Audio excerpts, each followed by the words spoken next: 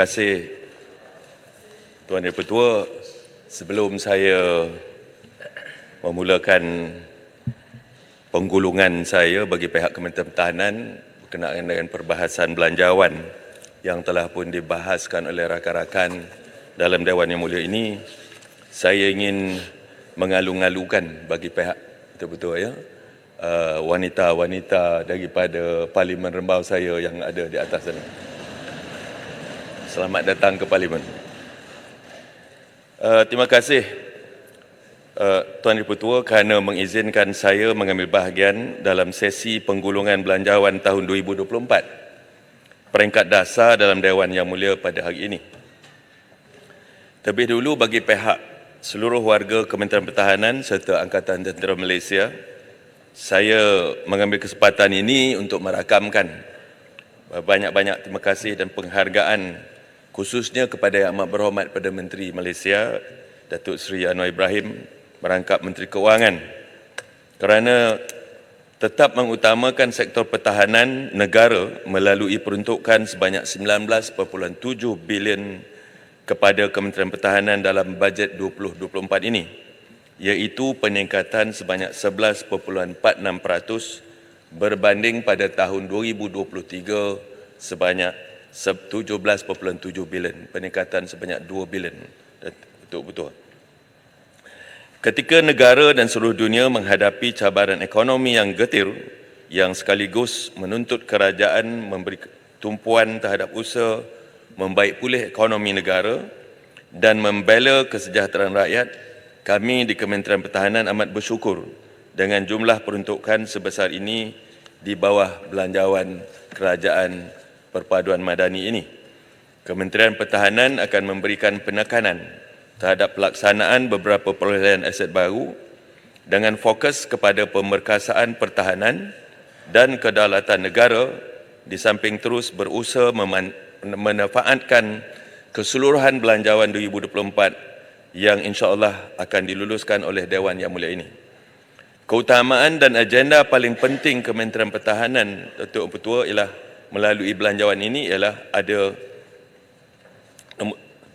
ada beberapa tajuk utama betul-betul, iaitu keutamaan kami ialah nombor 1, perolehan aset.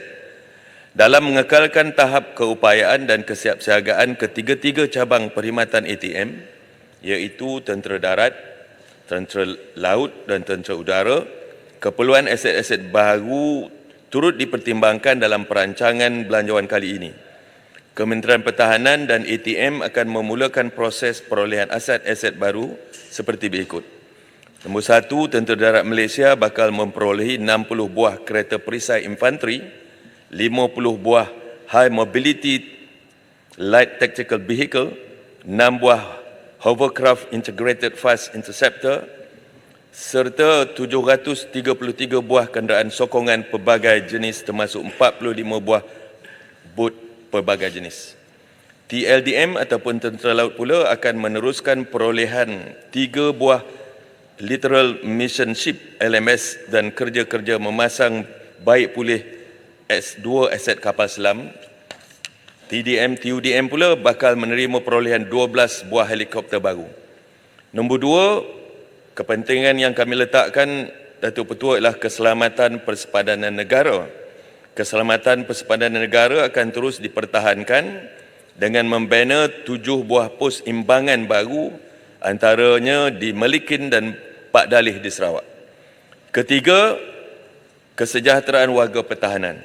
Melalui belanjawan pada kali ini, Datuk Pertua, inisiatif sedia ada Kementerian Pertahanan akan turut diperkemaskan bagi memastikan perancangan yang telah dibuat dapat dicapai mengikut kerangka masa yang telah ditetapkan.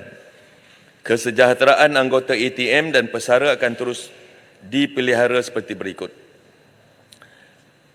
Peruntukan sebanyak 400 juta disediakan dalam belanjawan pada kali ini untuk menyenggara dan membaik pulih rumah keluarga Angkatan Tentera. Alhamdulillah. 20 juta turut disediakan untuk menaik taraf sistem pembentungan di kem-kem yang amat daif keadaannya.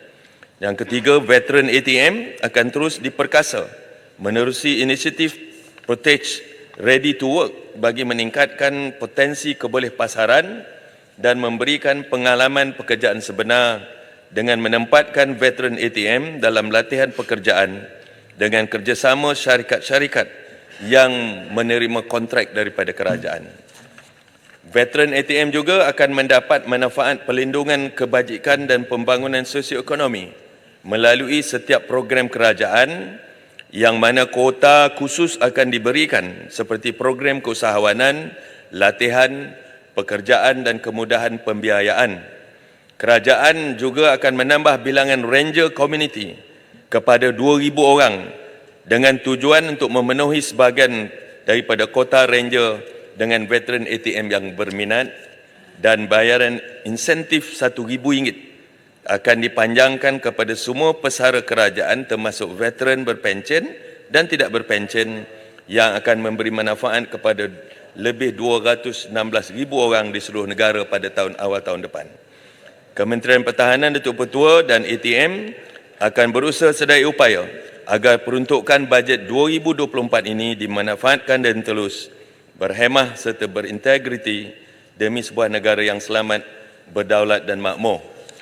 Datuk Yang Dipertua, bagi pihak Kementerian Pertahanan dan ATM, saya merakamkan penghargaan dan terima kasih kepada 18 orang ahli-ahli yang berhormat yang telah pun memukakan dan membahaskan dalam perbahasan berkenaan bajet 2024 berkenaan dengan Kementerian Pertahanan, iaitu Wabi Jelutung, Wabi Pendang, Wabi Besut, Wabi Tanah Merah, Wabi Puncak Borneo, Wabi Ledang, Wabi Parit, Wabi Jerantut, Wabi Ketereh, Wabi Sik, Wabi Betang Sadung, Bukit Bendera, Lumut, Wabi Tampin, Batu Pahat, Gerik, Kalabakan dan Kuala Pilah. Kerana mereka telah pun mengambil dengan prihatin isu-isu yang berkait rapat dengan Kementerian Pertahanan. Saya boleh rangkumkan Datuk Petua daripada perbahasan 18 rakan-rakan yang berbincang dalam Dewan Mulia ini. Saya rangkumkan topik-topiknya kepada rangkuman 11 tajuk utama, Datuk Petua. Saya akan pergi satu persatu agar ia tersusun dan dia tidak mengikut apa yang dipanggil keahlian yang bertanya. Nombor satu, Datuk Petua, isunya ialah menghantar tentera pengaman ke Palestin. Yang Berhormat Rembau. Boleh ya? Terima kasih. Terima kasih Yang Berhormat Rembau, Menteri Pertahanan. Terima kasih Puan Tuan Yang Dipertua. Saya nak sentuh berkenaan dengan LCS ni. Sebab apa? Semalam saya bangkitkan lagi. Ada 4 Datuk Petua, LCS ni akan ada. Saya akan jawab. Ada 4 laporan. Tunggulah, sabar-sabarlah. Pendang Sabah. Menteri belum Dia tak ada jawab dalam lagi. 11 tu. 11 tu termasuk LCS lah. Ya. Kerana ramai yang bertanya tentang LCS. Terutama rakan saya daripada Tanah Merah. Nombor satu isu yang saya rangkumkan dalam 11 perkara pokok Datuk Ketua ialah nombor menghantar tentera pengaman ke Palestin.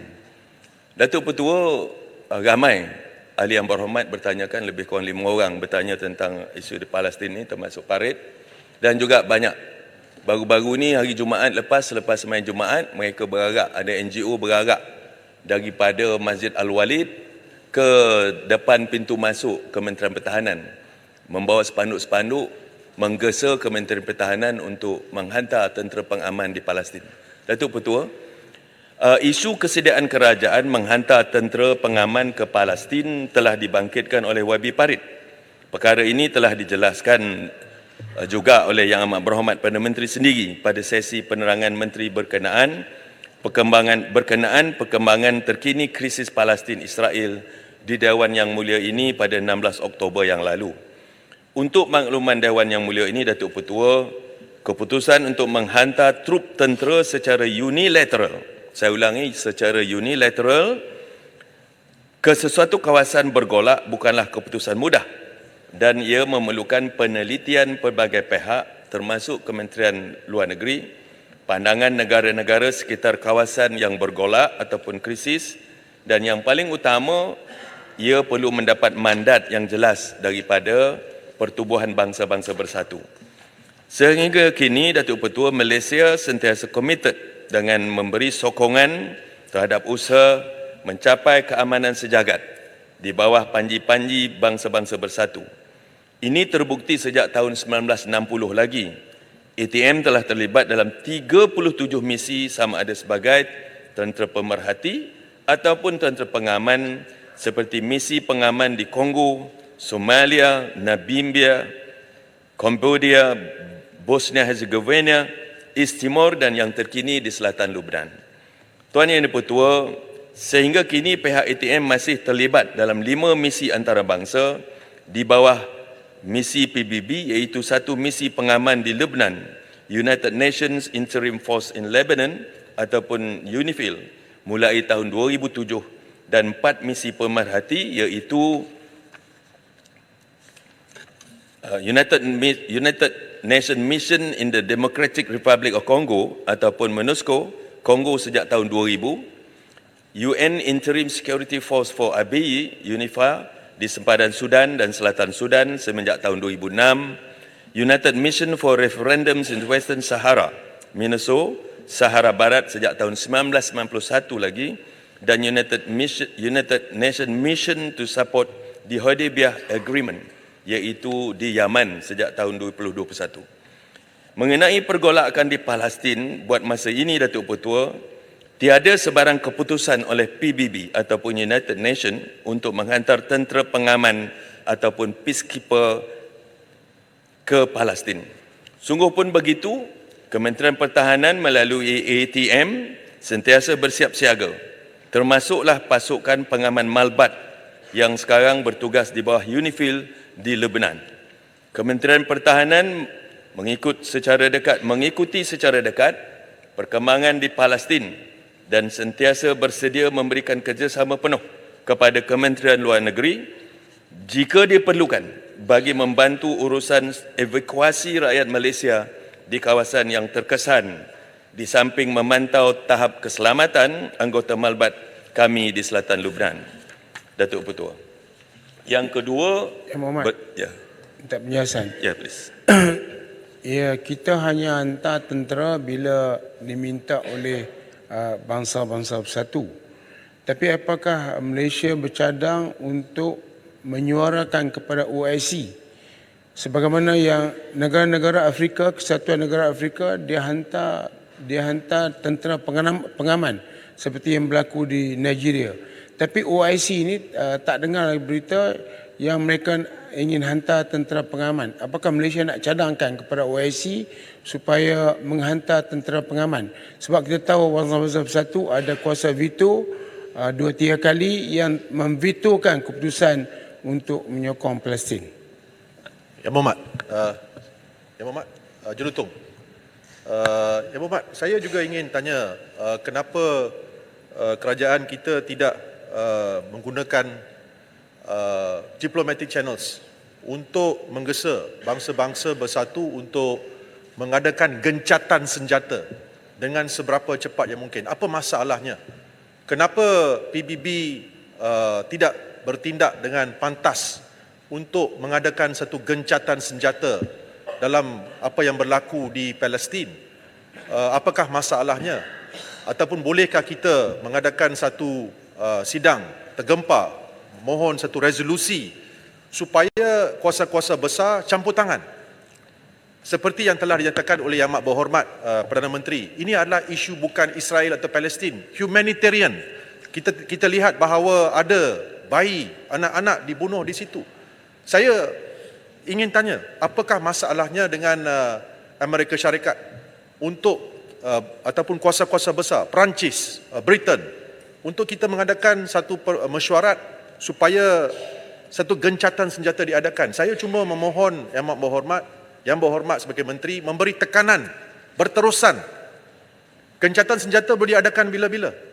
So cuma saya ingin menggunakan kesempatan ini untuk merayulah kepada ASEAN, kepada OIC untuk berbincang dan mendesak supaya gencatan senjata diadakan dengan seberapa cepat. Dan saya ingin tanya juga, apakah masalah dengan menghantar tentera pengaman, bukan pergi sana untuk bertempur, tentera pengaman untuk memastikan bahawa kita menjaga civilian di situ, Yang Muhammad. Terima kasih, Yang Muhammad.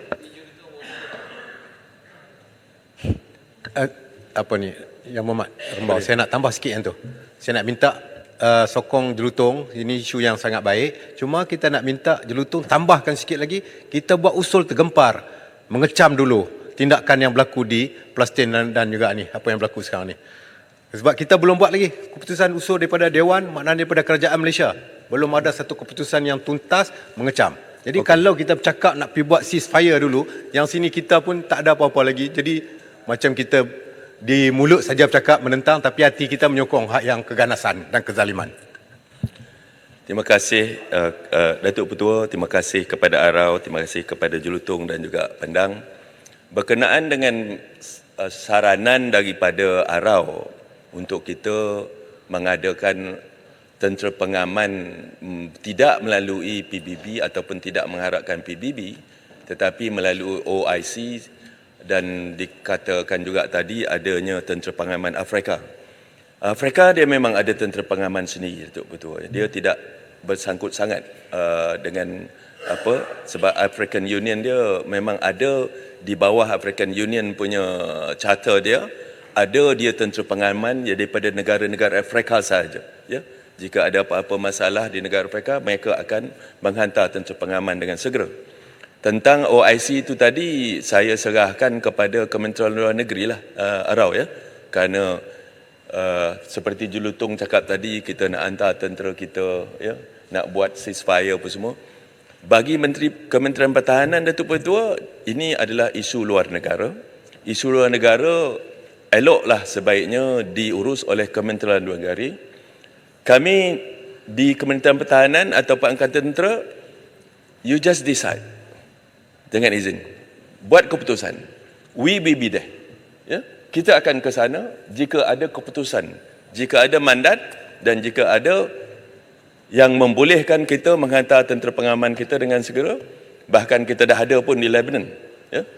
Ya, jadi Datuk Petua, soalnya macam tadi mengatakan supaya bangsa-bangsa bersatu membuatkan gencatan senjata dan buat sidang tergempar, dah buat sidang tergempar pun, sidang bangsa-bangsa bersatu, tetapi tidak diendahkan, ya, dan diveto oleh kuasa-kuasa yang mempunyai kerusi di dalam Majlis Keselamatan Bangsa-Bangsa Bersatu. Jadi nampaknya melalui bangsa-bangsa bersatu ni nampaknya menemui jalan buntu. Cadangan daripada Arau tadi itu boleh dipertimbangkan dan kita akan melihat. Dan saya akan juga cuba membawa jika ada perkara yang boleh dibincangkan berkenaan dengan Palestin semasa perbincangan dengan Menteri-Menteri Pertahanan ASEAN yang akan berlangsung pada minggu depan, Datuk Petua, supaya kita boleh berbincang on-site punya isu bukannya sebagai main topik untuk kita berbincang. Dapatkan dulu suara ASEAN kerana kita mempunyai satu pegangan iaitu ASEAN Centrality. We cannot be on our own. Ya? Kalau negara ASEAN bersetuju untuk kita menghantar dan di bawah panji-panji bangsa-bangsa bersatu, kita akan kaji, tapi ini tertakluk kepada Kementerian Luar Negeri. Bukan di bawah bidang kuasa Kementerian Pertahanan. Kementerian Pertahanan akan mengambil apa saja keputusan yang diputuskan oleh kerajaan, hantar, kita akan hantar, tarik, kita akan tarik. Ya? Ya? Yang keduanya, yang saya cantumkan dalam 11 isu itu betul adalah berkenaan dengan rumah keluarga Angkatan Tentera. Datuk Yang Petua, isu rumah keluarga Angkatan Tentera telah dibangkitkan oleh YB Jelutong yang meminta kementerian memastikan unit kediaman rumah keluarga Angkatan Tentera ataupun rekat berada dalam keadaan yang baik dan selesa untuk diduduki. Berhubung dengan perkara ini, Datuk Petua, Kementerian Pertahanan komited untuk meningkatkan agenda perumahan ATM yang meliputi pelaksanaan projek pembangunan rekat yang baru serta projek senggaraan dan naik taraf rekat yang sedia ada di seluruh negara. Alhamdulillah, saya katakan tadi, pada belanjawan 2024, satu peruntukan yang amat besar, 400 juta telah pun diberikan oleh Yang Amat Berhormat Menteri Keuangan untuk kita membaik pulih kerana keadaan rumah direkat ni amat daif, Datuk Petua. Memang daif, ya. Kalau mereka ada kemampuan untuk sewa rumah di luar, mereka sewa rumah di luar. Tetapi apakan daya, sewa rumah di luar terlalu mahal, allowance rumah terlampau sikit, mereka tak mampu, Datuk Petua. Mereka duduklah di tempat yang tak sepatutnya diduduki. Maka jangan jealous lah kalau Kementerian Pertahanan dapat 400 juta. Kerana ini sudah lama tertangguh dan lama patut dibuat, Datuk Petua. Ya. Yang Berhormat Menteri. Ya. Terima kasih. Saya amat berterima kasih Yang Berhormat telah mengakui keadaan mereka hidup daif. Sebab bagi saya, bagaimana anggota tentera kita nak bertugas jika keadaan kediaman mereka dalam keadaan daif dan uzur. Cuma saya nak minta Yang Berhormat ambil juga perhatian dengan bajet yang diberikan tu.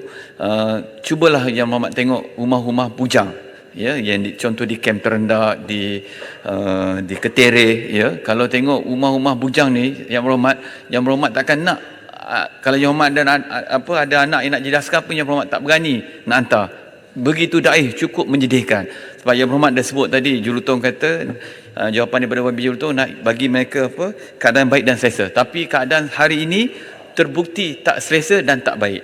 Saya harap Yang Berhormat Menteri ambil perhatian isunya rumah-rumah bujang, berek-berek bujang. Yang Berhormat Menteri, terima kasih. Saya ambil kesempatan ini untuk merakamkan ucapan tahniah dan juga penghargaan yang setingginya kepada Yang Berhormat Menteri dan Yang Amat Berhormat Perdana Menteri di atas pengumuman yang telah dibuat itu. Sekurang-kurangnya dengan pengumuman itu kita pastikan bahawa ketika anggota tentera bertugas menjaga keselamatan keamanan negara, keluarga mereka yang tersayang dapat hidup dengan selesa. Terima kasih Yang Berhormat Menteri. Terima kasih kepada Tanah Merah dan juga Jelutong. Datuk Petua, untuk pengetahuan, tahun ini saja, selain daripada peruntukan untuk menaik taraf baik pulih rumah-rumah rekat ini dalam bajet tahunan dibentang tahun lepas sebanyak 117 juta, tetapi Yang Amat Berhormat Perdana Menteri dengan murah hati telah pun memberikan peruntukan khas beliau 200 juta semasa membentangkan rancangan kajian separuh penggal tempoh hari di Dewan Yang Mulia ini untuk kita memberikan penumpuan kepada membaik pulih dan naik taraf rumah bujang ini. Kepada kepada Tanah Merah tadi berkenaan rumah bujang, saya yakin bahawa di dalam pelaksanaan kita rekat ini termasuklah rumah bujang. Otherwise saya akan minta supaya rumah bujang ini dimasukkan di dalam kepala untuk kita membaik pulih dan menaik taraf rumah bujang, insya-Allah. Terima kasih Berhormat. Saya ring sikit je. Lagi satu sebelum pada berek bujang ni, Yang Berhormat. Yang Berhormat semalam pun ada bercakap Yang Berhormat pergi Pulau Berhala, ya. Kalau Yang Berhormat pergi Pulau Berhala, jangan lupa juga bila anggota kita buat operasi, tempat-tempat operasi pun teruk. Contohnya di tempat Pulau Berhala tu, mereka duduk dalam kontainer, tak selesa, air tak ada dan sebagainya. Kalau boleh bagi juga tumpuan, sebab bila buat operasi 3 bulan tinggalkan keluarga. Tapi dalam 3 bulan tu keadaan tempat tinggal mereka cukup tak selesa. Harap juga diberi perhatian. Terima kasih. Datuk Petua dengan pandangan daripada Tanah Merah. Saya pergi ke beberapa buah pulau, Berhala, Jambuanga dan macam-macam.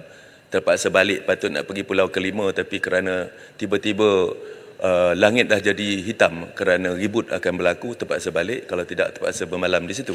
Memang keadaan anggota kita yang menjalankan operasi selama 3 bulan di situ, mengambil giliran 3 bulan sekali, mereka punya penempatan tu amat daif juga. Ini akan kita beransur-ansur lakukan. Tetapi untuk tahun depan yang 400 juta ni, Datuk Petua, kita akan tumpukan kepada rumah kaki tangan anggota dulu. Kerana kita peruntukannya ban-pak besar, tapi tentera ni besar dan ramai, Datuk Petua. Kan? Ramai, beratus-ratus ribu. Jadi kita tak dapat kita peruntukan yang begitu nak kita sebar luaskan, dia tak mendatangkan, nampakkan impak yang baik. Untuk tahun ini ataupun tahun depan, tahun ini dan tahun depan kita membaik pulih rumah-rumah rekat dulu dan juga keadaan-keadaan di kawasan sekitarnya. Boleh jadi pandangan daripada Tanah Merah itu kita masukkan dalam 2025 punya bajet ataupun peruntukan khas kerana dia tak banyak, ya, dia tak ramai. Sedikit saja kerana satu regimen saja yang akan berada di situ dan juga penempatan-penempatan yang lain, insya-Allah. Datuk Petua, minta tangga batu, minta laluan sikit tangga batu. Baik, terima kasih kepada Yang Berhormat Menteri Pertahanan. Pertama, tangga batu nak merakamkan terima kasih kerana mengambil berat tentang menyelesaikan masalah air di Kem Terendak. Tapi sebenarnya dia ada masalah lain di rumah-rumah di RKAT yang berada di Sungai Udang, Badatul Razak dan juga di Tangga Batu. Sebenarnya di samping rumah itu perlu diperbaiki. Mereka juga mengalami masalah air, tekanan air yang sangat-sangat kritikal. Minta diberi perhatian samalah. Terima kasih. Kepada Tangga Batu, Datuk Petua. Tangga Batu kita berfasa untuk kita menaik taraf bekalan air di kem tersebut. Ya. Di Melaka tak ada masalah air, tetapi di dalam kem ada masalah air. Kerana kem Terendak ni dia dah zaman British dulu, Datuk Betul, dah lama, berpuluh-puluh tahun. Dan dia punya pipe tu memang dah lama, dah bocor, ada yang NRW dia kalau saya tengokkan, saya baru lepas post kabinet minggu lepas, saya minta berapa jumlah kita kena bayar bug meter kepada PAAB ataupun Syarikat Air Melaka dan juga negeri-negeri lain. Dengan apa yang kita guna, Datuk Putu, NRW-nya saya yakin lebih pada 50%. Kita dah ada peruntukan fasa pertama 900,000 dan keseluruhan peruntukan yang kita buat untuk naik taraf bekalan air dalam kem Terendak itu sendiri adalah 33 juta. Dia mengambil fasa-fasa lah ya untuk kita lakukan. Terima kasih Yang Berhormat Menteri. Sebenarnya yang Terendak tu saya ucapkan terima kasih tadi, tapi kena lihat juga sebab dia ada di sana ada 3 perumahan RKAT yang berada di luar kem Terendak. Juga mereka mengalami masalah tekanan air yang agak kritikal lah. Terima kasih. Kita ambil perhatian. Datuk Petua, penyelenggaraan rekat sedia ada di seluruh negara dilaksanakan berpandukan kepada keutamaan tertaluk kepada peruntukan tahunan diterima.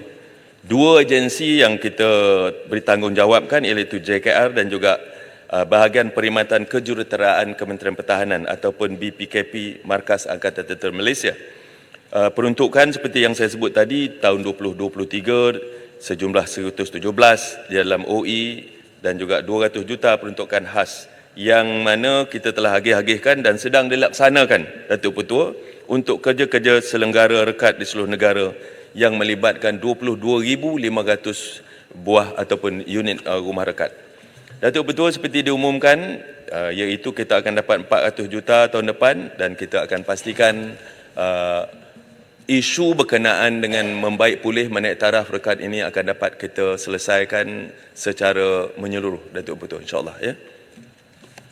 Ketiga, Datuk Petua, isunya ialah berkenaan dengan, ini tadi ditanya oleh Pendang dan juga ditanya oleh Tanah Merah ramai, ya, yang bertanya tentang LCS. LCS ni tak habis-habis ditanya, ada je. Saya dah jawab berkali-kali di depan Yang Petua pun, tapi masih lagi ada pertanyaan yang memerlukan detailing kepada isu-isu LCS ni. Saya akan cuba jawab dan saya harap supaya lepas ni kita tutuplah cerita LCS, Datuk Petua, ya. Tak boleh, kapal kita tak siap. Ya. Dan kapal akan siap. Kalau kapal dah siap, isu tutup. Kapal akan siap kita tak siap. berfasa-fasa. Ya. Datuk Petua, Buat kapal pun akan tak siap lagi. berfasa-fasa. Bila saya katakan tempoh hari kapal yang keseluruhannya siap 2029, tetapi kita buat tu satu-satu, kita tak buat bersekali. Kalau buat bersekali, dia punya kos lebih besar. Kita terpaksa buat kita punya rig, dia punya jig, nak order jig untuk setiap kapal, mahal, lagi mahal. Jadi Dewan ni nanti akan mempersoalkan mengapa kos dia bertambah tinggi. Jadi kita ada satu jig yang komplit untuk kita membina kapal sampai 100%. Ada juga sub workshop dia yang dia membina kapal ni ada semuanya ada 9 blok, betul-betul. Dia pakai blok. Ya. Yang kapal pertama tu dah siap dah, dia punya hal tu dah siap. Tinggal lagi dia punya truss tu belum dimasukkan lagi. Kerana kita tak boleh masukkan. Nanti nak masuk sistem, nak masuk peluru berpandu, nak masuk semua, terpaksa buka pula balik. Jadi tak boleh. Jadi akan melan belanja. Yang Berhormat Rembau, sebab yang kita bangkit KLCS ni bukan perkara baru. Isu ni daripada 2000 sehingga 2010 tu Tak dah apalah, ada. saya terangkan Dah keluar. ya. Cuma kita nak tahu 6 bilion yang pertama untuk 6 kapal tu memang dah hilang 6 bilion tu. Kapal pun tak siap. Ini yang kita nak. Dan apakah tindakan untuk dapatkan balik ataupun tindakan. Yang kedua, kita baru pula dah buat keputusan 5 biji kapal perang dengan lebih kurang tambahan lagi menjadi 11 bilion kalau tak silap saya. 11.2 bilion. Jadi ini kita tengok kos kita selalu umum duit hilang tapi Datuk tak ada dapat Petua, balik. Saya akan terangkan mengapalah. Ya. Kita nak tindakan lah sampai Saya sekarang. dah jawab 6 bilion besar. Okey. Datuk Petua, seramai 4 orang ahli yang berhormat telah membangkitkan mengenai perolehan aset ATM terutamanya Littoral Combat Ship iaitu LCS, iaitu daripada Tanah Merah, daripada Pendang, daripada Besut dan daripada SIG. YB Tanah Merah telah membangkitkan pelbagai isu berkenaan LCS seperti peningkatan kos, rasional mengekalkan Boston Naval Shipyard Sdn Bhd BNSSB sebagai pembina LCS, isu kontrak tambahan ataupun Supplementary Agreement No. 6 isu sistem persenjataan dan integrated platform management system, tindakan ganti rugi ataupun liquidated ascertained damages LAD ke atas BNSSB, isu syarikat Contravest Advanced Dynamic Sdn Bhd CAD dan syarikat Contravest Electrodynamic Sdn Bhd CED, dan jaminan kerajaan supaya tiada lagi perjanjian tambahan baru setelah projek pembinaan LCS diterajui oleh Special Purpose Vehicle ini.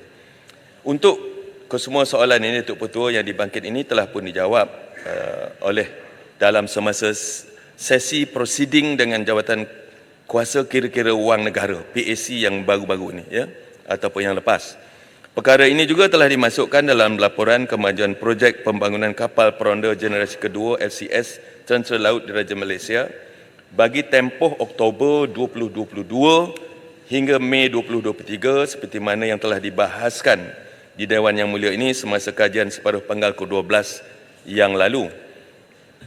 Pada masa ini, Datuk Petua, Kementerian Pertahanan memberikan tumpuan sepenuhnya untuk melangkah ke depan bagi memastikan projek LCS ini dapat disiapkan mengikut jadual seperti mana kontrak tambahan ke-6 ataupun SA6 yang telah ditandatangani pada 26 Mei yang lalu. Untuk makluman Dewan Yang Mulia ini, Datuk Petua, peningkatan kos LCS ini tidak melibatkan kos of non-recurring kerja-kerja pembinaan kapal, tetapi disebabkan oleh kelewatan yang lama dan perubahan spesifikasi LCS seperti mana yang diperlukan oleh TLDM. Umpamanya persenjataan surface-to-surface missile, decoy launching system dan integrated platform management system. Perubahan spesifikasi ini amat diperlukan disebabkan oleh perkara-perkara berikut. Surface-to-surface missile, Datuk Petua. Perubahan ini adalah bagi memenuhi keperluan operasi TLDM dan dimensi keempat Angkatan Tentera Malaysia 4D MAF terkini. Misal SSM dari Norway yang dipilih mempunyai teknologi terkini ataupun smart missile serta kos yang lebih murah berbandingkan spesifikasi asal dari pembuatnya di Perancis. Nombor 2, decoy launching system. Supportability ataupun keboleh sokongan bagi peluru pelaratan asal hanya boleh bertahan 15 tahun sahaja. Pada 20 Disember 2016, Kementerian telah memaklumkan bahawa original equipment manufacturer ataupun OEM asal tidak boleh lagi membakalkan peluru decoy disebabkan kilang pembuatan telah terbakar. Oleh itu, perubahan sistem DLS ini perlu dilaksanakan bersesuaian dengan keperluan TLD. Dan ketiga, Integrated Platform Management System, Datuk Petua. Kemajuan sistem IPMS dalam projek LCS dapati adalah terlalu perlahan. Oleh yang demikian, TLDM telah melaksanakan feasibility study bagi mempercepatkan kemajuan sistem ini. Rentetan itu, sistem yang diluluskan oleh kerajaan adalah yang terbukti penggunaannya di aset TLDM masa ini. Selain daripada itu, terdapat juga peningkatan kos, Datuk Petua, yang melibatkan perlanjutan tempoh kontrak selama 83 bulan disebabkan perubahan spesifikasi dan permohonan daripada OEM yang melibatkan extension of design authority, revised delivery schedule, extension of warranty on delivered equipment serta insurance. Peningkatan kos projek ini tidak melibatkan Yang Berhormat dua Menteri. syarikat. Ya, terima kasih Yang Berhormat Menteri. Saya cuma nak minta penjelasan lah daripada Yang Berhormat Menteri. Bagaimana rasionalnya sebuah perolehan yang terbesar dalam negara ni, iaitu sekarang ni dah daripada asas 9 tahun dah meningkat 11.2 bilion. Ya, bagaimana perolehan terbesar ni kita dah lewat 5 tahun. 5 tahun dah lewat. Asalnya Tianggo ni berubah. Mula-mula kita kata negara kita akan dapat kapal LCS ni pada April 2019. Lepas tu kita umum pula bertukar pada 2024 akan siap. Sekarang umum pula yang terbaru 2026. Yang terbaru lagi tambah tukar lagi Tianggo, iaitu akan siap pada 2029. Jadi sebab itu saya kata Yang Berhormat, yang sebab apa rasionalnya, dan kita pula sekarang ni kerajaan pula masih berlembut hati pertukaran spek persenjataan di saat-saat terakhir. Sedangkan kita ambil contohlah ya, negara Mesir dengan UAE, mereka pun buat kapal yang sama, LCS yang sama, mereka bentuk pun sama, Govin. Mereka tak perlu tukar spek senjata mereka tak perlu tanda tangan sampai 6 kali perjanjian tambahan, dan kapal Mesir dan UAE dah siap pun, sedangkan kita masih lagi terkapai-kapai. Jadi sebab tu saya ingin tahu, apakah saya tertanya keperluan pertukaran spek ini seolah-olah sangat meragukan, dan adakah ia strategi syarikat Boston Naval Shipyard untuk tambah pertukaran daripada kerajaan, sebab setiap kali pertambahan perjanjian tambahan kos meningkat setiap kali, jadi sekarang dah 6. Walaupun Yang Maha Menteri kata tadi insya-Allah tak akan ada lagi tambahan. Itu kita kata hari ini, esok tak tahu lagi. Terima kasih Yang Berhormat Menteri. Boleh saya tambah lagi satu? Sebenarnya Datuk Petua, dia punya kapal pertama tu akan siap 2024. Tetapi kapal ini dia siap pembinaan satu, siap untuk decommission lagi satu. Ada dua perkara berbeza. Siap pembinaan boleh siap bina 2024, tetapi itu hari patut bulan 5 kita buat, tapi sekarang kita baru nak mulakan kerja bulan September kerana kita baru saja selesai dengan OAM bersetuju untuk novit ataupun dia punya agreement. Datuk Petua boleh jadi 2024 ujung tahun. Tetapi siap kapal ini Datuk Petua, dia kena buat apa yang dipanggil Harbour Acceptance Test. Harbour Acceptance Test ni Datuk Petua kurang-kurang 7 bulan. Bina kapal atas darat Datuk Petua, belum tentu dia boleh terapung nanti tu. Takut nanti kita bina kapal tenggelam. Itu Harbour Acceptance Test, ya. Lepas Harbour Acceptance Test ini, tengok balance dia, sama ada dia balance betul-betul 90 darjah. Sikit saja lagi 0.01% lari degrees, dia akan menyebabkan Menteri, kau apa ni? Tunggu dululah. Itu saya habis, teknikal. Ya. Tunggu saya habis dulu, ya. Lepas itu Datuk Petua, ya. Lepas Harbour Acceptance Test, kena kita pergi sea trial test. Ini sea trial punya test tu ni. Itu untuk kita membuat tembakan, nak buat test dia punya kelajuan.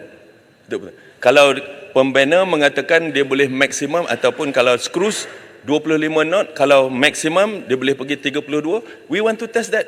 Kalau tidak, kita tak akan terima. Dan dalam masa yang sama, di open sea test ni ataupun sea trial test ni, kita nak buat ujikan tembakan. Sama ada kena tak kena. Kalau tak kena, something is wrong dengan the balancing of the ship, ataupun dengan izin ataupun imbangan kapal tersebut. Maknanya itu sebab saya kata pembinaan fizikalnya boleh siap 2024, tetapi kita dengan acceptance test, dengan kita punya Harbour Acceptance Test, mengambil masa lagi 1 tahun ataupun 1 tahun setengah. To be safe, kita katakan 2026. Tapi insyaAllah kita bina satu-satu. Kapal terakhir yang kelima akan siap insyaAllah pada tahun 2029. Betul-betul. Itu maknanya yang saya kata, bukan semua kapal akan siap 2029. Kita bina satu-satu, kita tak bina sekali 5. Kalau bina sekali 5, kos dia akan bertambah lagi, betul. Kerana kita terpaksa membina dia punya yard, membina shipyard dia untuk setiap satu kapal. Sekarang ni kita ada stage 25%, stage 30%, dan mana yang stage dah lebih 50%, dia masuk yang proper di atas jig yang penuh. Dia punya jig tu support tu besi-besi tu, untuk kita bina dia punya hull, dan untuk kita melengkapkan kapal sepenuhnya sebelum kita menghantar kapal tersebut masuk ke dalam Harbour Acceptance Test, yang mana mengambil masa yang lama juga, insyaAllah. Ya? Terima kasih Yang Muhammad Remah. Sebab yang diceritakan tu memang betul lah. Itu semua dipanggil teknikal ataupun Gantt chart schedule ataupun Microsoft Project schedules. Memang betul yang tu. Bila kita layman, itu untuk kontraktor dengan Kementerian Pertahanan untuk monitor the Gantt chart macam mana yang dicerita oleh Yang Berhormat Menteri Pertahanan tadi. Itu betul, kita tak nafikan. Kita layman ni kita nak tahu bila sebut siap, maksudnya komplit sekali semua. Bila tarikh dia? Kita nak tengok yang tu. Masalah commissioning, acceptance test, that is your problem, it's not our problem. But we need to know Datuk Petua, complete seperti mana project. yang Tanah Merah tanya tadi, berkenaan Bagi dengan tarikh. mengapa lambat sangat patut siap 29. Kapal ini pembinaannya diberhentikan pada tahun 2018, tu betul. 2018 semua projek-projek mega diberhentikan. Ya. Termasuk HSR, termasuk ECRL, termasuk MRT, termasuk macam-macam lah, termasuklah LCS ni.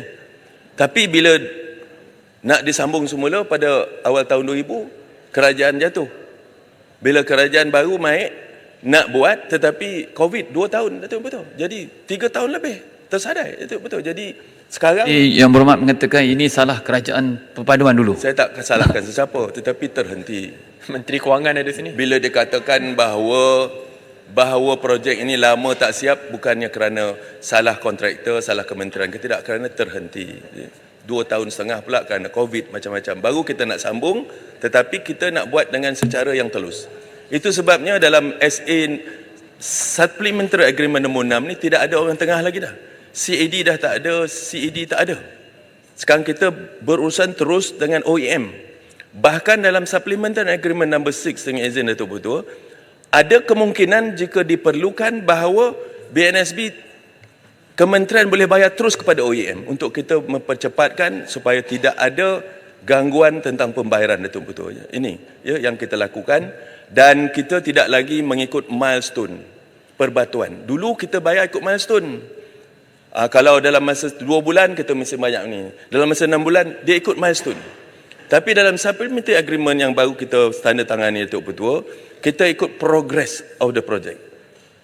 Jadi akan disertify, akan dibuktikan dia siap 45%, kita bayar 40%. 5% memang kita tak akan bayar. Ya, kita bayar begitu. Jadi tidak ada kemungkinan bahawa akan ada pembayaran yang dibuat tapi barang tak siap. Kita akan ikut progress payment, bukannya lagi milestone punya payment, Datuk Ketua, ya. Datuk Ketua, prinsip Kementerian Pertahanan dalam meneruskan pembinaan LCS ini adalah bersandarkan kepada beberapa faktor. Pertama, seperti diakui sendiri oleh pihak TLDM, kapal-kapal ini amat diperlukan bagi mengokohkan armada selaras dengan plan transformasi 15-5 TLDM bagi meningkatkan keupayaan operasi TLDM dalam melindungi serta memelihara keselamatan dan kedaulatan perairan negara. Kedua, jika projek ini tidak diteruskan, Datuk Ketua, 400 vendor tempatan terlibat dalam projek SCS ini akan mengalami kerugian dan bakal tutup kedai. Sehubungan dengan itu, Datuk Ketua Kementerian telah mengadakan beberapa siri bengkel melibatkan pelbagai pihak seperti Kementerian Kewangan, Kementerian Ekonomi, Jabatan Program Negara dan TLDM untuk kita buat keputusan. Ada juga dibincangkan, saya baca dia punya file Datuk Ketua, mengapa kita tak lantik orang baru. Kalau lantik kontraktor baru, lagi mahal Datuk Ketua. Lagi mahal dan kita kena buat lama lagi, kita nak dengan kontraktor, dengan OEM yang baru, agreement yang baru, macam-macam betul-betul. Jadi kita buat keputusan. Bila kata kita tu kementerian lah ya, telah pun diputuskan sebelum ini betul-betul.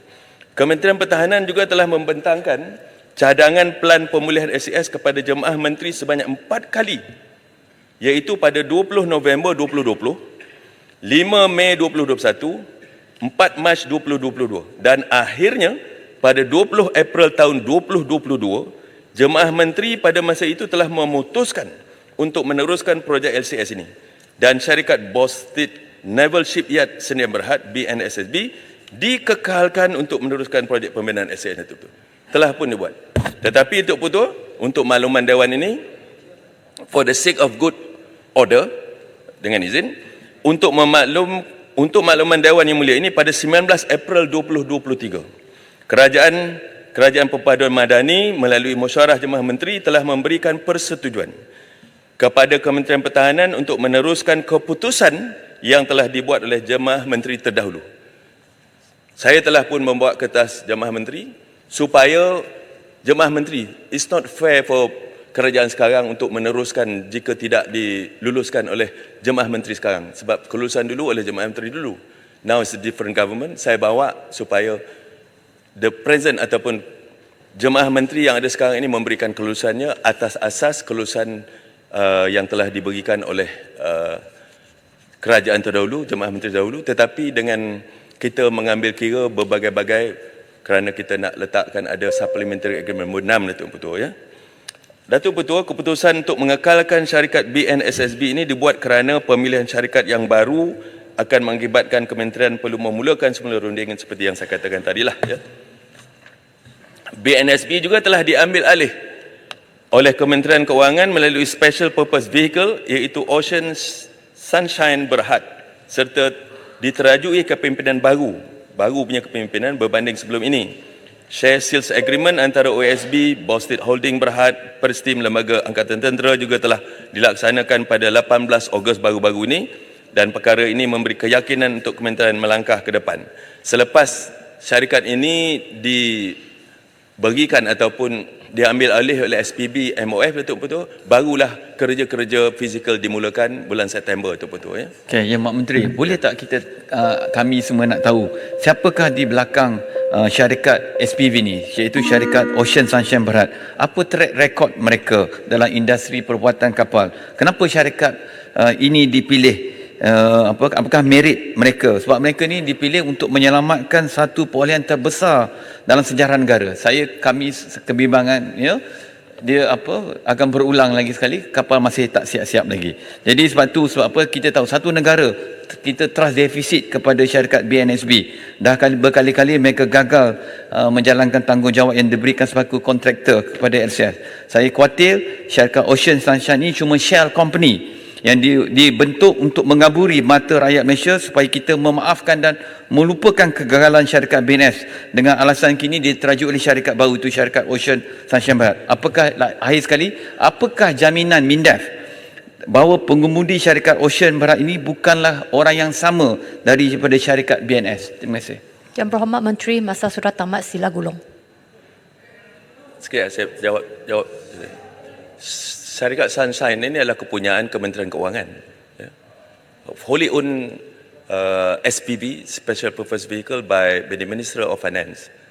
For the sake of nak mengawal supaya tidak ada lagi macam dulu-dulu itu betul. That's why ada klausa di dalam kita punya perjanjian Supplementary Agreement nombor 6 ini bahawa kementerian boleh bayar terus kepada OEM.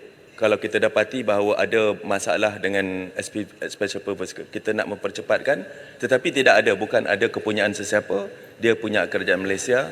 Dan pengurusan pembinaan LCS ini Datuk Betul, walaupun dah sekarang bukan lagi BNSB ini kepunyaan di bawah Boston, sekarang di bawah Sunshine, Ocean Sunshine Datuk Betul, tapi pengurusannya diurus oleh dua ketua setiausaha. Ketua perbendaharaan, iaitu special committee yang kita tubuhkan, joint committee, dan juga ketua setiausaha Kementerian Pertahanan dan juga pegawai-pegawai kita yang akan meneliti dan mengikuti perkembangan pembinaannya, dan dalam masa yang sama kita akan akur apa yang telah pun diarahkan oleh PAC dan juga diarahkan oleh Ketua Audit Negara, supaya laporan berkala akan kita bawa ke Parlimen, kepada PAC dan juga kepada Select Committee, supaya pembinaan LCS ni dipantau agar ia tidak lagi berulang perkara yang sama itu betul. Ya.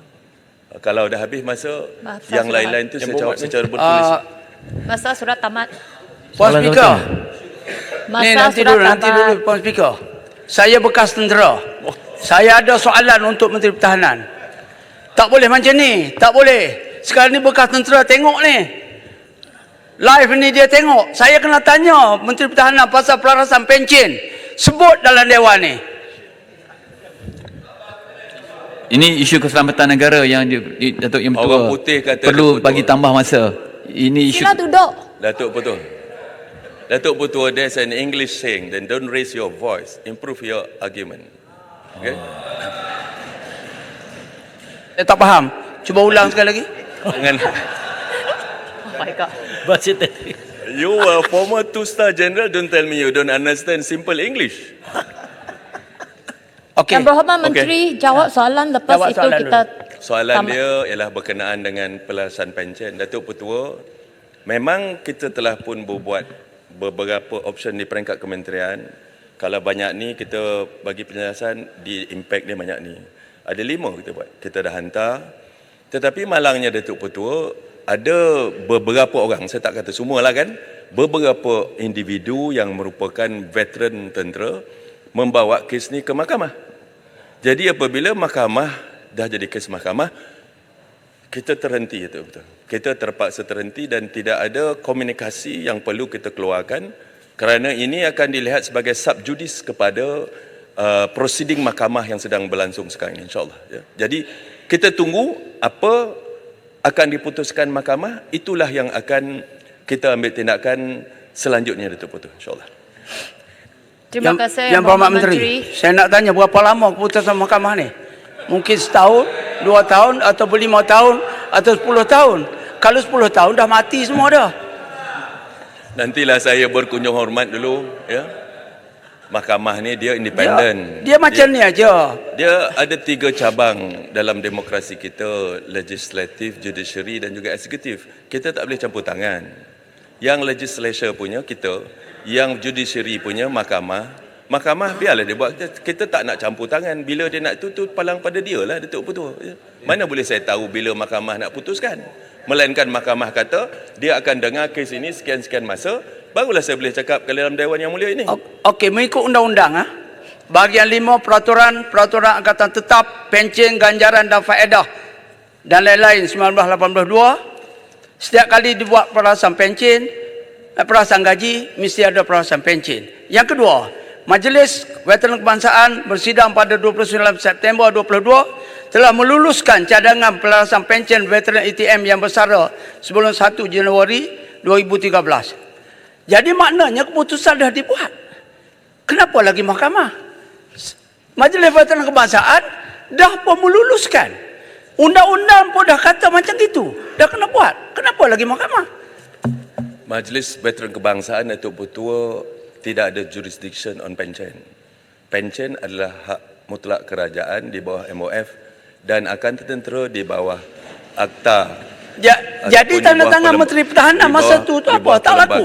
Dari bawah perlembagaan Datuk Ketua, Angkatan Tentera juga dilihat ataupun dirangkumkan sebagai perkhidmatan awam. Ini yang sedang kita buat, orang kata berunding dengan pihak JPA supaya ada kelonggaran terhadap akta ini, Datuk Ketua. Ya.